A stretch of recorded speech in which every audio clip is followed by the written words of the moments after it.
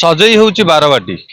तेरे चलित वर्ष बारवाटी को मिली दुई दुईटी आंतर्जातिक मैच। तेरे प्रथम फेब्रुआरी 9 रे खेल जाता बेले आसंता डिसेम्बर 9 तारिख में अर्थात ठीक 10 मास पर बारवाटी रे भारत विपक्ष साउथ अफ्रिका T20 मैच जहाँ को आम फटाफट क्रिकेट बोली कहू से आंतर्जातिक मैच टी आयोजित होती। तेरे सीधा सड़क से दृश्य आम देखू। बर्तमान आम उपस्थित अच्छु से ऐतिहासिक बारवाटी स्टाडियम रे। तो के भाव स्टाडियम प्रस्तुति रही सीधा सड़क से चित्र आम आपन को देखू।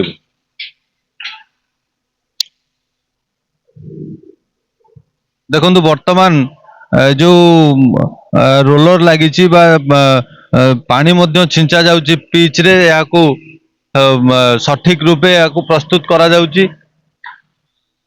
केमूली भावे ये मेसीन जरिया बा गाड़ी जरिया घास गुड़ी को सम्मान करा जाउची बा ग्राउंड टी को अति उत्कृष्ट भावे प्रस्तुत करा जाउची। तेबे मात्र 2 सप्ताह रु कम समय रही जाइतले किपरि पड़िया प्रस्तुति रही किपरि गैलरी रो प्रस्तुति रही किपरि सुरक्षा व्यवस्था एठी गोटे बड़ प्रश्न। दिल्ली रो विस्फोरण पर माननीय मुख्यमंत्री सीधा सड़क निर्देश देइचंती कि कौनसी प्रकार रो रिस्क एठारे निया जाई परिबो नाही। तेणु सुरक्षा व्यवस्था को अति कड़ाकड़ी भावे एठारे करा जाइछि।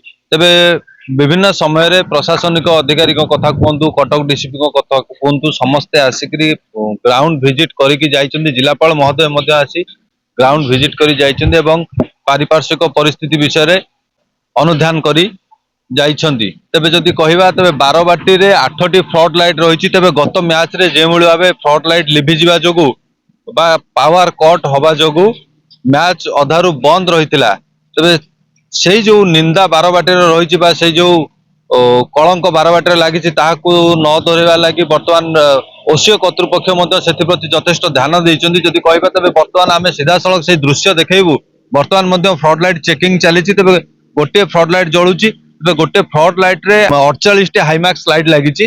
तबे एई भली 8टी फ्लड लाइट रहिछि। सीधा सड़क से दृश्य आमे देखौछु जे गैलरी केवळ भाबे प्रस्तुत करा जाउछि। रंग कार्य चलीछि जोंठारे सीमेंट मरामती आवश्यक रही सेठार मरामती चली। तेज बाउंस जो बैरिकेड अच्छी उठा जाए लुहार बैरिकेड लगा पूर्व सूचना मिली। तेज बर्तमान पिच रे पानी छिंचा जाए या अति उन्नत भाव में प्रस्तुत करा जो भाव बोलर हूँ बैट्समैन समस्त को कि भाव पिच सुहाइब से प्रति ओसीए कर्तृपक्ष यथेष्ट ध्यान दौरान। तेज जदि टिकेट कथा कहवा ताले ऑनलाइन रे टिकेट डिसेम्बर 1 तारिख बिक्री करा जिवो एवं ऑफलाइन रे बा धाड़ी रे जो टिकेट व्यवस्था रही डिसेम्बर 5 तारिख बिक्री करा जो 6 तारिख पर्यंत हबार संभावना रही। तेबे एमती टिकेट बिक्री करा जो। तेबे धाड़ी रे जो दर्शक माने आसीबे टिकेट किनिबा लागि किबोली भाबरे सुरक्षित भाबरे टिकेट नै परिबे जेमती दला चकटा भली संभावना पूर्व अनेक थर देखा मिली। टिकेट कला बजार को लेकिन एक बड़ प्रश्न। तेबे पूर्व बहुत नजर रही। तेबे एथिप्रति कर्तृपक्ष यथेष्ट ध्यान देवे बोली पूर्व सूचना प्रदान करिसंती।